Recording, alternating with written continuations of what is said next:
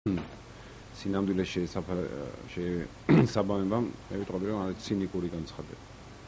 ერთი ის რომ ადამიანს რომელსაც ხმა არ ამოუღია წლების მანძილზე, მაშინ როდესაც სასამართლო წინა ხელისუფლებას მართლაც რომ ჯიბეში ყავდა ჩასმული და ამ სასამართლოს თავმჯდომარე იყო.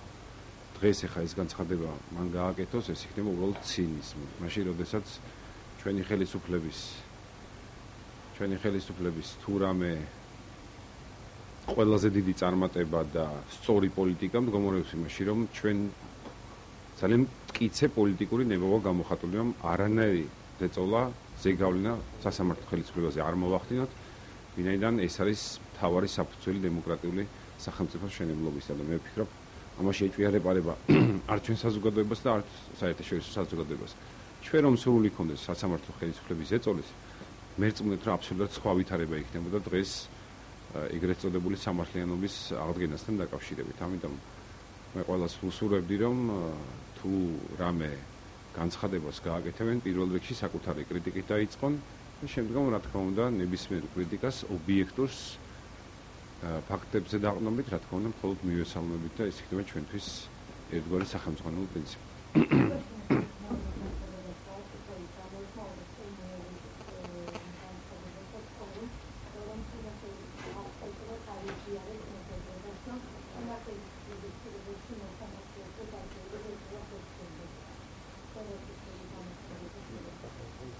არ ვიცი, ზოგადად ნაციონალური მოძრაობის პოლიტიკური ცხოვრების არსი მდგომარეობდა იმაში, რომ რაც შეიძლება ბევრი ტყვილი უნდა ეთქვათ, რომ მილიონი ტყვილიდან ერთს მაინც დავიჯერებდით და საბოლოო ჯამში შეიძლება ითქვას, რომ სიცრუეზე აგებული სახელმწიფო მივიღეთ. და ეს სახელმწიფო, ეს ხელისუფლება ჩვენ მემკვიდრეობით გადმოგვეცა. და თუ ჩვენი მმართველობის პერიოდში ჰქონდა ბევრი სირთულე, მათ შორის სერიოზული გამოწვევები, სწორედ მდგომარეობდა იმაში, რომ სიცრუეზე აგებული სახელმწიფო ჰქონდა. და ჩვენ მოგვიწია მისი რეალურ რელსებზე გადაყვანა. ამიტომ კუბლაშვილი სამწუხაროდ როგორც ჩანს თვითონაც მოქცეულია სიცრუის მანქანაში და აგრძელებს იმ სიცრუის ასე ვთქვათ, გადმოცემას, რასაც ნაციონალური მოძრაობის პოლიტიკური გუნდი ეწეოდა წლების მანძილზე. ჩვენ ყველა ვცხოვრობთ საქართველოში, მე მგონი სხვაგან არ ვცხოვრობთ, რომ ინფორმაცია მივიღოთ და ეს ინფორმაცია იყოს ჩვენთვის ერთგვარი მტკიცე ფაქტიან მტკიცებულება.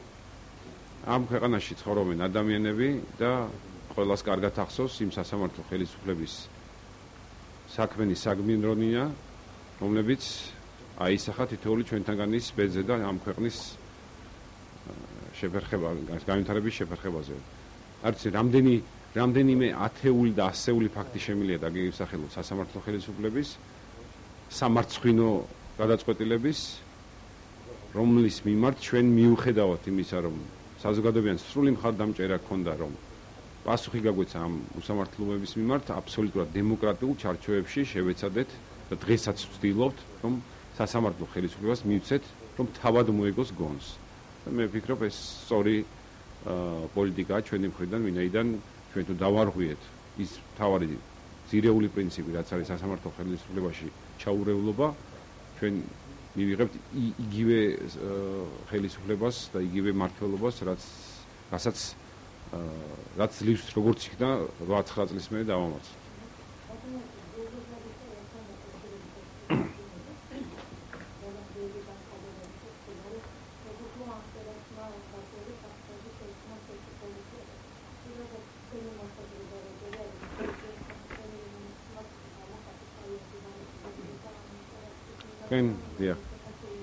თქვენ კარგად ხვდებით, რომ ახალს არ ვიტყვი, რომ ტერორიზმი ეს არის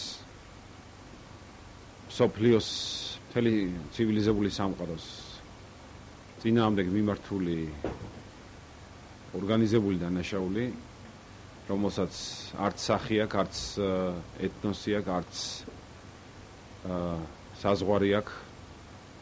ეს არის ძალიან ყველაზე სერიოზული მოვლენა მთელი მსოფლიოსთვის. რა თქმა უნდა, ჩვენი ხელისუფლება და ზოგადად ჩვენი სახელმწიფო, ჩვენი ხალხი, რა თქმა უნდა, გმობთ ნებისმიერ ტერორიზმს, გამოხატულს განსაკუთრებით იმ ფორმით, როდესაც უდანაშაულო ადამიანები იობებიან. მაგრამ თუ კი ანალიზს გავაკეთებთ, შეიძლება ვივარაუდოთ მართლაც, რომ ეს არის სოჭის ოლიმპიადის წინააღმდეგ მიმართული მოქმედება. თუმცა მე არ ვიცი თქვენ თვალყურს ადევნებით თუ არა ბოლო ინფორმაციებს პირველი ტერაქტის შემთხვევაში სლავური ეროვნების წარმომადგენელი იყო სავარაუდოდ ვინმე პაპოვი, თუმცა ეს არაფერს არ ნიშნავს. სამწუხაროდ ტერორიზმიც ტრანსფორმირებას განიცდის და სულ უფრო საშიშ ფორმებს იღებს.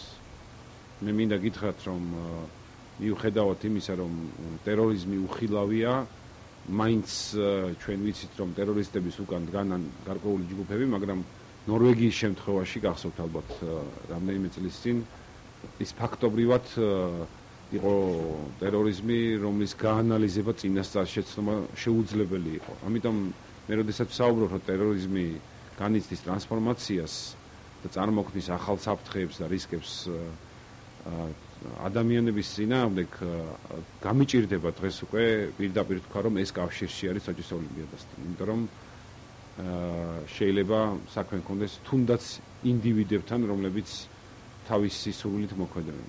თუმცა მეტი ეჭვია, რა თქმა უნდა, არის რომ ეს სოჭის ოლიმპიადას უკავშირდება და ეს შეიძლება კიდევ უფრო გამტკიცდეს ერთის მხრივ, რა თქმა უნდა, გამოძიებით, მეორეს მხრივ კი იმ დინამიკით, რომელიც სავარაუდოდ მოსალოდნელი უნდა იყოს, რა თქმა უნდა, სასურველი არ არის, რა თქმა უნდა, ეს აფრთხობს ხალხს, ეს აფრთხობს იმ ადამიანებს, ვისაც სურს, რომ ოლიმპიადაში მონაწილეობა მიიღოს და დაესწროს ოლიმპიადას.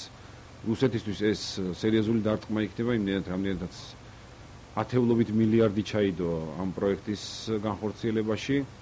შესაბამისად, ეს მისთვის გარკვეული რისკების მატარებელია. ამიტომ ნებისმიერ შემთხვევაში ჩვენი მხრიდან ტერორიზმი დაგმობილია, რა თქმა უნდა, ვიზიარებთ იმ დიდ მწუხარებას, რაც რუს ხალხს დაატყდა. ეს არ არის ის შემთხვევა, როდესაც ჩვენ შეგვიძლია ვთქვათ, რომ ჩემი მტრის მტერი, ჩემი მეგობარია, ნამდვილად ასე არ არის, იქ დაიღუპნენ ქალები, იქ დაიღუპა ბავშვი. ეს არის მართლაც კაცობრიობის ტკივილი და ჩვენ ამ ტკივილში უერთდებით თქვათ.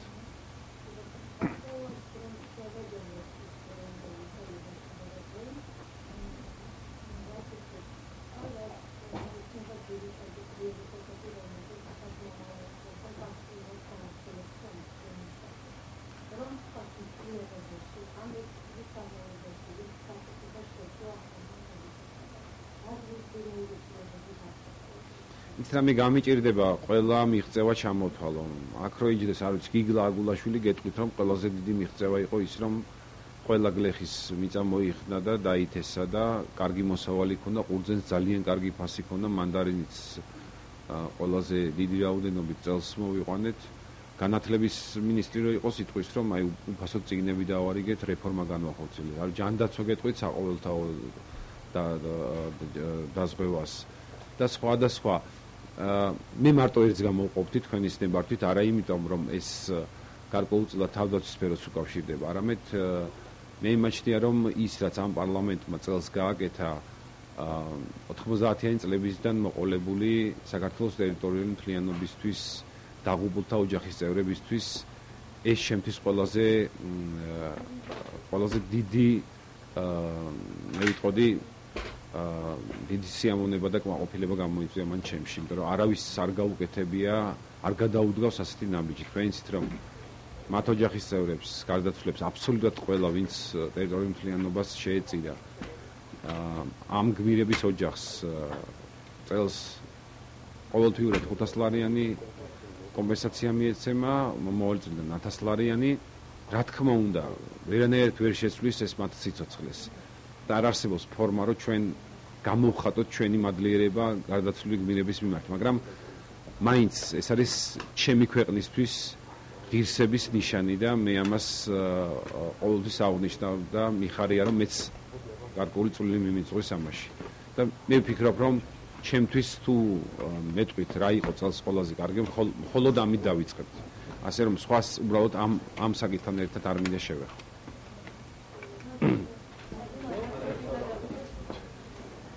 რა თქმა